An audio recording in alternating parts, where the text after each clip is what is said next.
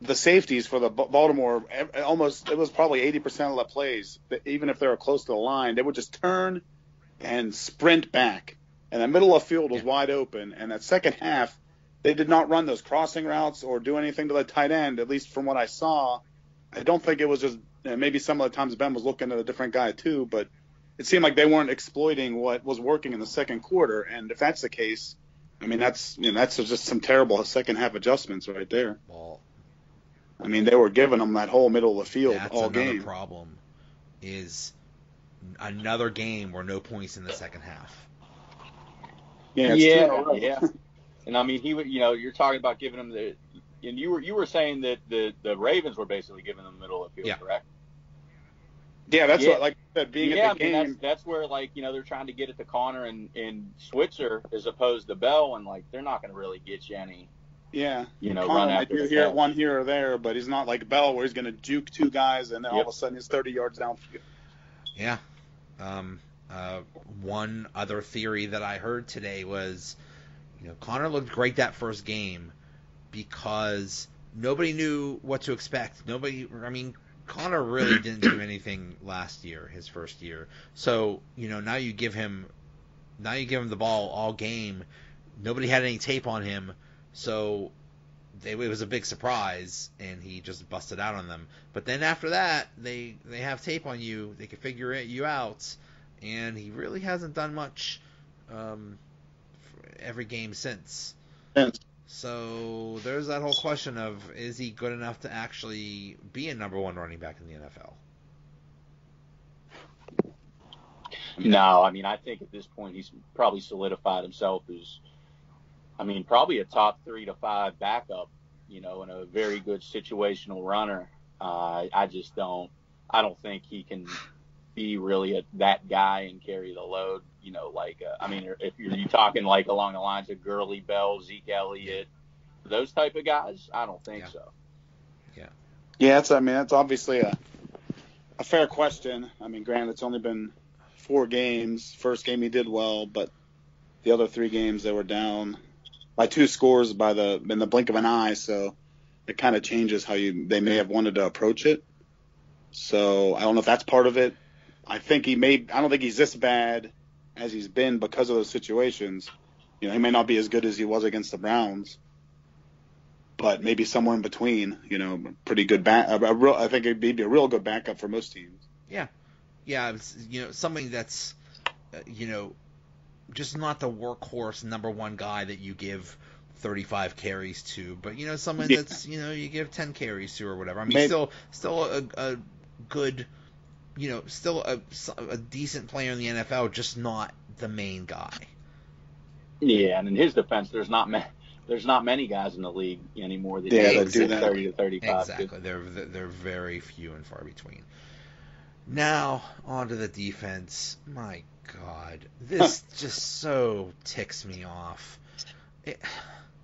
It's embarrassing. It is truly an embarrassment to see this defense play.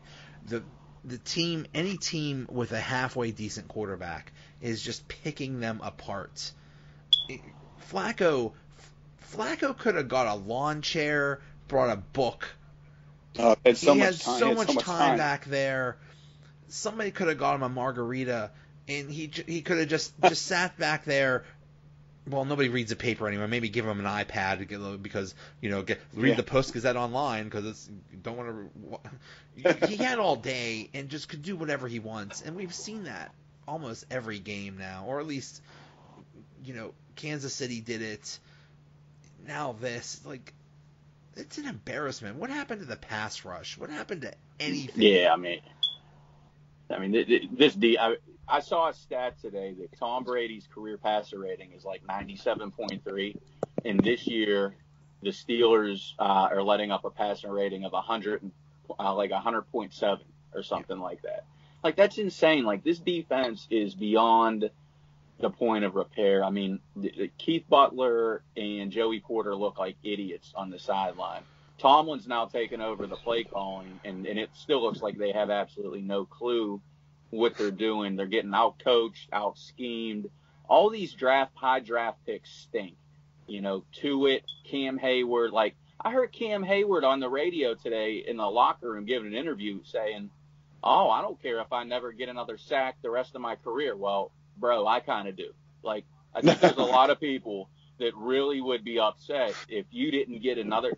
Like, he's saying, he another thing great Cam Hayward quote today was, defense is not about making plays. Oh, wow, yeah? You know what? That's a very that was a very. I almost drove off the road at that. That's point, an to be honest. that's an odd that quote. was 2 in a row. That was 2 quotes back to back by Cam Hayward that I almost passed out at the wheel. Like, are these guys insane? I mean, like, they can't make plays. I mean, go ahead, Joey. I'm going to lose. What's next? He's like, yeah, you know what? Death to America. I'm joining Al Qaeda. I'm joining ISIS. You know, I mean, what is he doing? I missed that. Like, man, I didn't hear that. He either. doesn't care. Doesn't care. No more sacks ever. Doesn't care. Is that just a byproduct of being in the R3-4 where, like, but he had, you're supposed to do your job and you want to stop them? But year.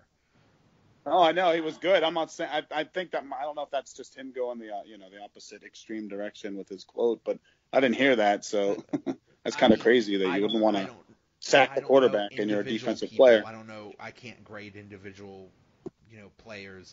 I'm assuming Cam Hayward is. I mean, he's supposed to be one of the best defensive guys, but to it, what the hell? Hargrave? Did they even show up to work? Oh my God. Is Daniel McCullers still on this roster? He's the only one that's actually doing anything as pathetic as that is, and that's a huge issue. That's bad. That is bad. Listen, if Daniel McCullers is getting snaps, and not only getting snaps, that's bad. If he's outperforming the majority of guys on defense, it's something majorly wrong. I was just gonna say, it's so strange because look at how good they looked. I mean, it was against Tampa Bay, but they were making plays left and right the first half, and then, they sit back in the second half because they have a big lead, and then all of a sudden, he looks like Fitzmagic again. Here's what happened, or at least they catch up. At least what I hear, what possibly happened. The Tampa game, they dumbed it down. They stopped with all the crazy substitutions and play calling or whatever, and then they got back to. And this is a problem that's been going on for basically, I'm blaming Butler. I'm also blaming all the defensive coaches. Half the team, half the defense, they're so disorganized out there. There's so much miscommunication. Oh my God, how many times were there 10 players on the field, 12 players on the field? Oh yeah. Are you kidding me? People running in and running out. They even said, I think, that Baltimore was intentionally doing that. Yeah, they were intentionally running their personnel out late in the play clock. So hey, Steelers, why not? They couldn't get their guys. Why not? If it works, outcoached. They had another instance of being outcoached. Oh yeah. Oh, I mean they. I totally underestimated Baltimore, but they are looking great. I mean, they overhauled their entire wide receivers, and my God, that John Brown looks amazing. I mean, and Flacco, drafting that quarterback, that Lamar Jackson isn't going to do crap, but for them to draft him and to get Flacco going, and that's worth a draft pick right there. They look great right now. I mean, Joey, I think us three could go out, line up, and run some go routes. On the Steelers, maybe beat a Steelers DB. I'm not saying I could get a quarterback rating of 107, but I'm thinking maybe somewhere between like 100 and 105. I think I could put up about 250 yards on this Steelers defense. No, I think you could do just the same as Blake Bortles. Yeah. It's crazy too because out of all the yards they got, so obviously first another thing with the give them a short field early on. They're up 14-0. But wasn't there like a span of like 5 or 6 drives that the Steelers made them punt from like the second quarter to the third? Yeah, they were doing all right. And then they were doing all right then, and then all of a sudden it was like offense isn't going at the same time as the defense, and then the time of possession gets the defense tired, so they can't stop anyone. And then their depth is so little that, they don't have Hilton, they don't have Burnett, and they just can't make up for like one guy. It is hurt. I mean, because their depth is so weak. How big of a bust signing is that? Speaking of Morgan Burnett, I mean, the dude cannot stay on the field. He's not playing. He's like McDonald was wasn't that his reputation? Yeah, I mean, if you're not available, that's. Wasn't that Burnett's reputation before this year? I don't know. He gets hurt. I think that might be the case. Yeah, I'm not sure about that. Yeah, I'm not sure, but I mean, I think Burnett being hurt, Hilton not playing, is killing that defense. Edmonds, from what I hear, is our depth. No, yeah, there's. I mean, yeah, the depth is even when they're all together, they're not that great. But when you take some of them out, geez, they're really light at safety. And even what was his name, Burley or whatever, he got hurt, and that caused a lot of confusion. You had players out there that weren't even practicing. They were playing out of position, so that didn't help things. But, no. Another thing I hear is, whatever Edmonds is supposed to be, whatever kind of player he's supposed to be, he is not what the position he's in right now, basically a coverage safety, is not very good for him. That's not his strength. So you got a rookie in there that's going to make mistakes anyway. Then you put him in a position where he's not going to do well. It's just a disaster. Look, we get through two weeks, 2 wins somehow. Yeah, get the 3-2. Everybody hugs and kisses. Le'Veon Bell comes back. Le'Veon Bell better start playing safety. You want to be in multiple positions? How about safety be one of those positions? He can be the new Shazier. Get him out there. He's a big running back. He's fast. Look who they have coming up. Next week is Atlanta, and their offense is on fire. They could put up 100. They could put 100 points on this. It'll be like 42-38 at the lowest probably. I'd take the over. Oh yeah, whatever the over is, yeah, take it. And then the week after that, Cincinnati, which is another great offense.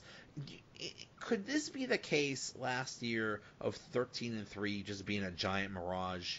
Because last year they played a whole bunch of crappy quarterbacks. Instead of Aaron Rodgers, they get Hundley. Instead of Deshaun Watson, they get God knows who. I think Tom Savage or something. I mean, they ended up just getting really lucky with quarterbacks. And this year so far, they've just been really unlucky. That could be a lot of it too.